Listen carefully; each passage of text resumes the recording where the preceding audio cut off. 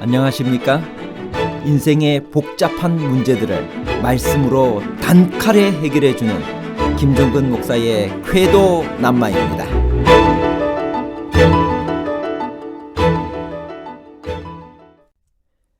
예수께서 4,000명을 먹이신 대상은 대부분 누구였나요? 예수님이 5,000명을 먹이신 오병이어의 이야기와 4,000명을 먹이신 이야기는 동일한 사건인가요? 예수께서 메시아이심을 숨기지 아니하신 것은 마가복음 8장 31절 이전인가요? 아니면 이후인가요? 이전과 이후에 관한 복잡한 문제를 하나님 말씀의 가르침으로 명쾌하게 해결해 드리겠습니다. 예수께서 메시아이심을 숨기지 아니하신 것은 마가복음 8장 31절 이전인가요? 마가복음 8장 31절 인자가 많은 고난을 받고 장로들과 대제사장들과 서기관들에게 버림받아 죽임을 당하고 사흘 만에 살아나야 할 것을 비로소 그들에게 가르치시되, 마가복음 8장에서 4,000명을 먹이신 이야기로 갈릴리 사기 봉사는 시작됩니다. 떡 7개와 생선 2마리로 4,000명이 배불리 먹고 남은 것이 7광줄이었던 것입니다. 마가복음 8장 31절은 마가복음을 둘로 나누는 분수령이 되는 구절입니다. 이때부터 인자가 많은 고난을 받고 장로들과 대제사장들과 서기관들에게 버림받아 죽임을 당하고 사흘 만에 살아나야 할 것을 비로소 저희에게 드러내놓고 가르치셨습니다. 마가복음 8장 31절 이전에는 예수께서 주로 갈릴리에서 활동하셨으며 주로 이적을 베푸신 이야기가 나왔으며 자신이 메시아이심을 비밀로 하셨으나 마가복음 8장 31절 이후에는 갈릴리를 떠나 이방 지역과 예루살렘에서 봉사하시고 가르치신 교훈이 많이 나오며 자신이 메시아이심을 숨기지 않으십니다. 이제 드디어 공생의 대부분을 차지하던 갈릴리를 떠나 예수님과 제자들은 가이사랴 빌립보 지방으로 갑니다.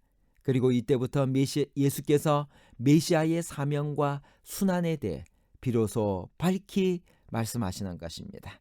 십자가가 기다리는 운명의 도시 예루살렘으로 향하시는 예수님의 영적 투쟁과 심정은 예루살렘으로 향하시는 노중에서 제자들에게 하신 말씀에 잘 나타나 있습니다. 예수께서 4,000명을 먹이신 대상은 대부분 누구였나요? 마가복음 8장 9절 사람은 약 4,000명이었더라. 예수께서 그들을 흩어 보내시고.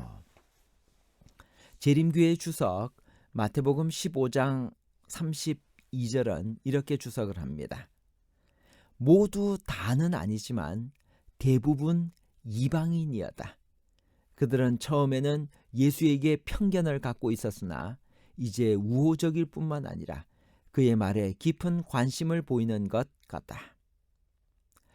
예수께서 다시 두로 지경에서 나와 시돈을 지나고 데가볼리 지경을 통과하여 갈릴리 호수에 이르시니라.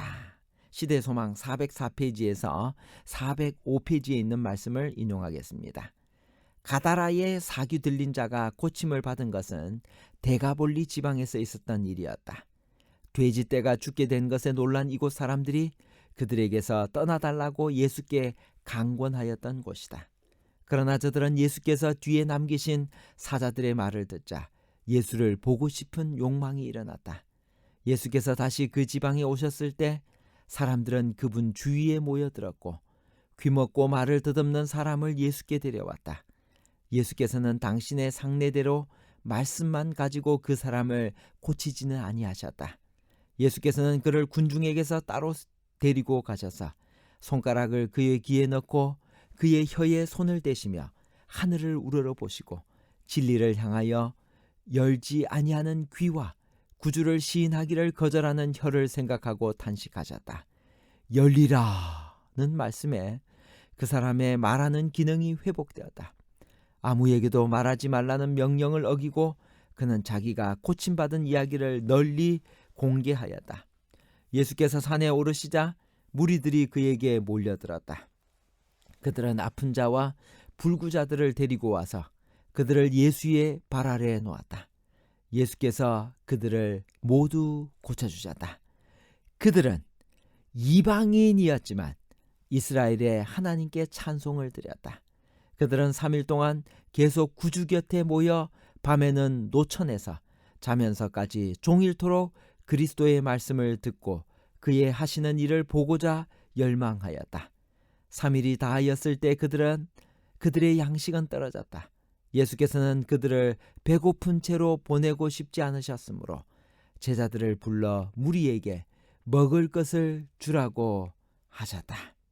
제자들은 다시 저희의 불신을 나타냈다.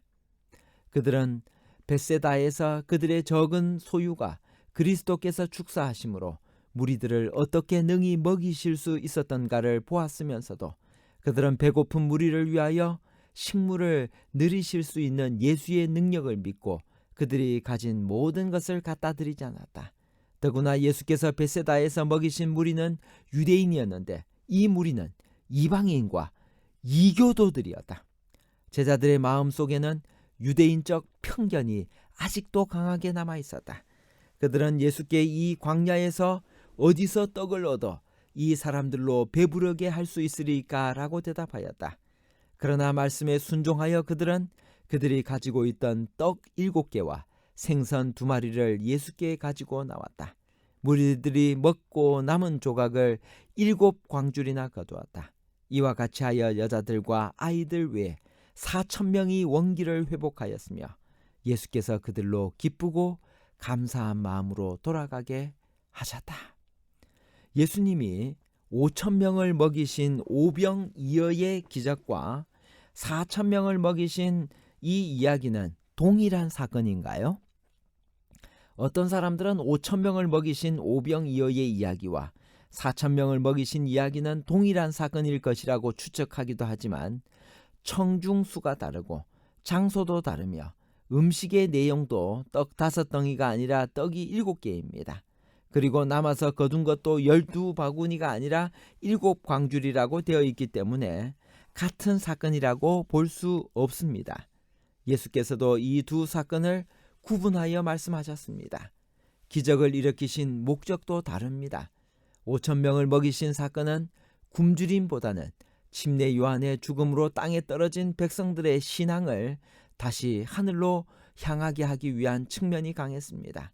그러나 4,000명을 먹이실 때는 먹을 것이 없어 기진한 군중들을 불쌍히 여기시고 기적을 베푸신 것입니다.